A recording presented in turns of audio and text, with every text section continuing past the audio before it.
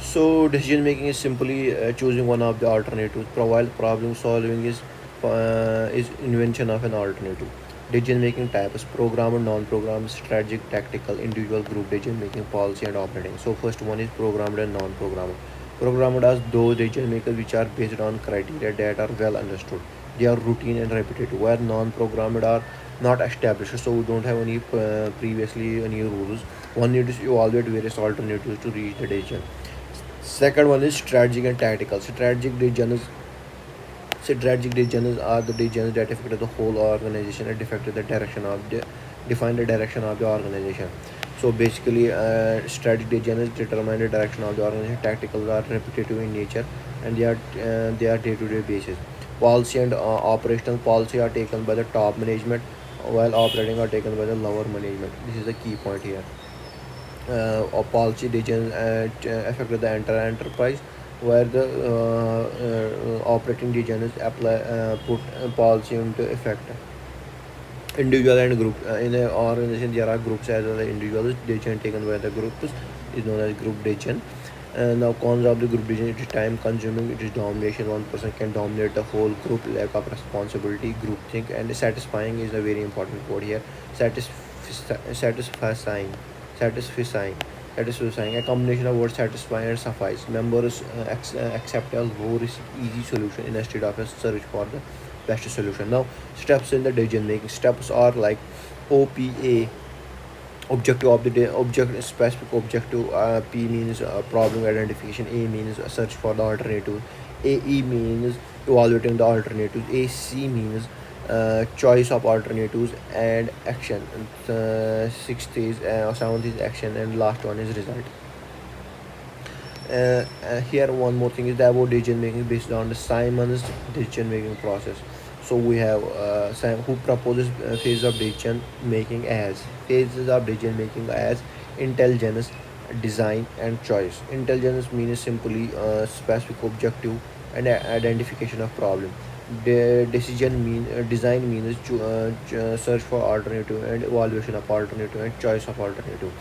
And then choice design means alternative generation, and choice means choosing an alternative. IDC: intelligence, problem identification, design, alternative generation, and choice, choosing an alternative. Now we have models in decision making: economic model and administrative model. Economic model, as the word suggests, is simply focused on maximum of the return. Administrative means rationalization. Model means he might these administrative believe that may person selects the alternative which is satisfactory or good enough, though it might not be the best alternative. For this, he might have to use the rule of thumb or intuition. Now the third part we have to start approaches for decision making: routine approach, scientific approach, quantitative approach, and creative approach. Routine approaches, we already have a standard of operating procedure. Scientific, Kapner and Tragoy. Kapner and Tragoy suggested approach for managerial decision making.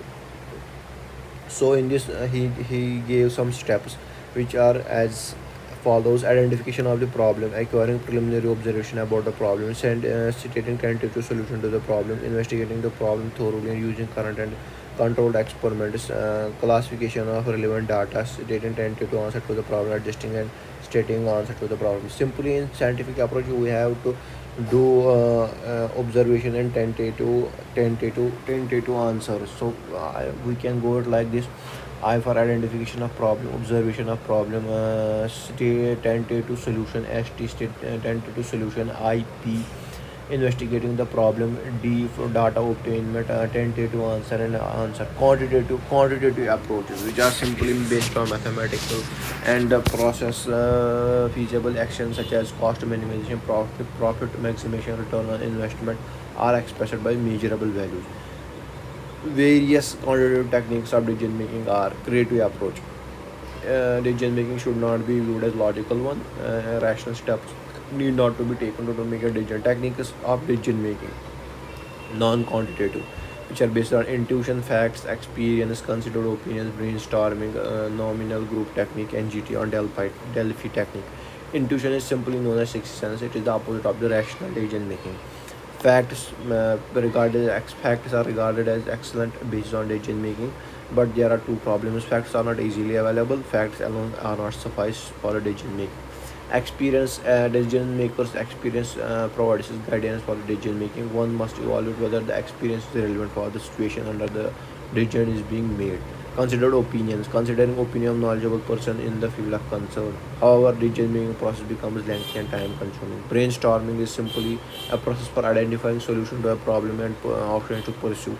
In brainstorming, all members discuss various ideas. The best idea is selected after evaluating the ideas. Nominal group tactic (NGT) is a decision making method for use among group of many sizes who want to make their decision quickly by a vote but want everyone's opinion considered. So nominal group technique, in this voting is involved. It is done through a secret ballot, and a number of group is large, maybe 6 to 10 numbers usually. Delphi technique, it is used as a multi-purpose planning tool. The Delphi technique is a group process that anonymously generates ideas or judgments from physically dispersed experts. Unlike NGT, expert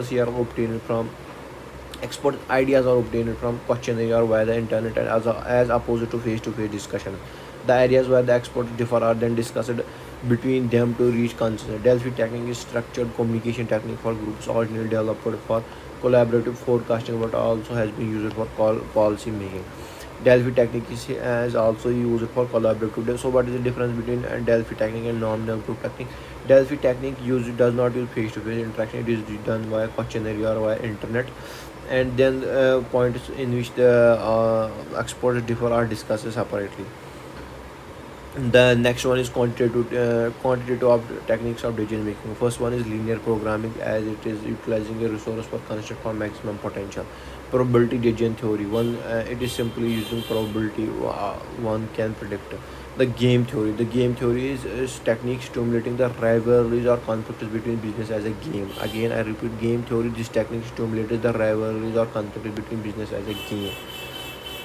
So in this technique is to find ways of gaining at the expense of their rivals. Queuing technique, each and every business often suffers waiting for periods or queues pertaining to their personnel. For example, sometimes a manufacturer company may gather a stock of unsold goods due to the irregular demand. This theory aims to solve such types of problems. Stimulation is simply observe several outcomes under hypothetical and artificial setting. Network technique basically aims to solve by creating strong network structures for the work. Mathematical problem is constant minimization. Maximization is the best feature of the mathematical problem. Cost analysis or break even. All managers want to make profit. The objective of the cost analysis or break even analysis is to determine break even points or the optimal levels in on which profits are maximized. Then we have cost benefit analysis. In a mathematical technique for a quantitative decision making, this technique is used to calculate economic costs and social advantages linked with a particular course of action. Cost benefit assessment. Usually, this technique is used for making decisions on public projects in which social benefits, social costs, or actual out-of-pocket costs are involved. Now, additional which are affinity diagram or affinity diagram used in brainstorming and mind mapping, because in brainstorming we have a lot of information, and affinity diagrams help to disintegrate or understand those information or data points in a simplified visual form. Analytical hierarchy process (AHP), analytical hierarchy process, used in making complex decisions. It helps us in analytical hierarchy process, helps us to mitigate any subjectivity or intuition that goes into decision making. Going with the gut or being blinkered by a subjective perspective is perfectly natural, and it is human nature. It can lead to fast decisions based on personal experience. However, it is not. It is difficult for businesses. Okay, paired comparison analysis. In this, simply two decisions are compared. For example, a less experienced, cheaper, higher, or more expensive, more cheap, experienced, higher. Co-joint analysis. Market is used for market research. Again, Co-joint analysis is used for market research. First one, affinity diagram is used for brainstorming, mind mapping. Analytical hierarchy process is used for complex decisions. Paired comparison analysis simply to comparison to two decisions. Co-joint analysis is used for market research. Is often used to help forecast for accepting consumers will be of a proposed change. So co-joint analysis is used to for market analysis. So if we take a change on a product, how the market will behave. It is also used to determine brand's position in the market. Co-joint analysis is a survey-based technique that helps us reveal how consumers might value the attributes of a product or service. It is based on market based. It is based on it is survey based technique. It is a survey based technique. Then heuristic method. It is used to save time on decision making where a perfect result isn't required first time around. So important one, heuristic method. In this we don't want a perfect result, but we want to save time. Perfect result isn't our focus. We are focusing on same time. Heuristic method are used to refine a product or service over time, using time and using trial and error method. They are not accurate, but they can get the job done. Heuristic method often have the benefit of saving time and resource and reducing initial expenditure. Now we have Pareto analysis. Pareto analysis is based on 80-20 rule. It is based on 80-20 rule. That is 80% of the problems can be traced to 20% of cause, or 80% of project benefits can be achieved by doing 20% of the work. Another one is decision tree. Decision tree is the most popular tool for classification and prediction. Decision tree is a flowchart like tree structure which each internal node denotes a test of often simple nothing. Then four common decision making styles. Decisive style. Those with decisive style tend to stay hyper focused and use minimum amount of information to rapidly come to a clear decision. Decisive style simply uses less information but takes rapid decision to make a clear decision. The flexibility style. The flexibility style. Flexibility style is multi-focused and fluid. Like the decision style, flexible style moves fast but for the sake of adaptability rather than rigidity. Hierarchic style. The hierarchic. Individuals with this style tend to operate diametrically opposite to flexible. People who make decisions in this way like to analyze all possible routes individually and thoroughly. They decide on the best possible course of action. So first one is decisive style. Second is flexible style. Hierarchic style. Fourth one is the integrative style. Integrative style is never does the same thing the same way twice. These types of individuals favor innovation and creative solution. The integrative style is highly collaborative, value diverse points of view, and think decision making as an act of exploration. So again, I will again repeat the common decision making style, decisive style, which simply hyper focused, use minimum amount of information to rapidly come to a clear decision. So decisive style simply decide takes a decision very quickly with a minimum amount of information. Flexible style is a kind of a decisive style, but is a little bit fluid. He moves fast like decisive, but for the sake of adaptability rather than rigidity. Okay, hierarchic style opposite to the flexible style. People who make decisions in this way like to analyze all. Hierarchic style analyze all the routes and possible routes individually and thoroughly. Then we have integrative style. Integrative style does the same thing twice. So they these type of individuals favor innovation and creative solutions. The integrative style is highly collaborative, value diverse viewpoints, and thinks of decision making as an act of exploration. Now the other different leadership styles and decision making. The first one is coaching leadership style. In this he recognizes team's strengths and weakness and motivation to help each individual. Second is visionary. What is the difference between visionary and coaching? So visionary have a powerful ability to drive progress and usher in periods of change by inspiring employees and earning trust for new ideas. So leadership is defined in periods of change. When we have difficulty time, then he can inspire people. Then we have servant leadership style. Servant leadership leaders live by people's first mindset and believe that when team members feel personally and professionally fulfilled, they are more effective and more likely to regularly produce great work. So he servant leadership focuses on the fulfillment and professional fulfillment of team members. Then we have autocratic leader who takes someone who is focused primarily on results and efficiency. He focuses on results and efficiency. They often make decisions alone or with a small trusted group up and expected employees to do exactly what they are asked to do. Lazy fear or hands off leadership. So very important. Lazy fear is an opposite of the autocratic. So lazy fear is opposite of the autocratic. Focuses mostly on delegating many tasks to team members and providing little to no supervision. Then democratic and participative style. Democratic is simply participative style. Combination of autocratic and laissez-faire types of leaders. Democratic is someone who asks for input and considers feedback from their team. Since laissez-faire doesn't take any feedback, doesn't no supervision, doesn't provide any supervision. So democratic is combination of both laissez-faire as well as the autocratic.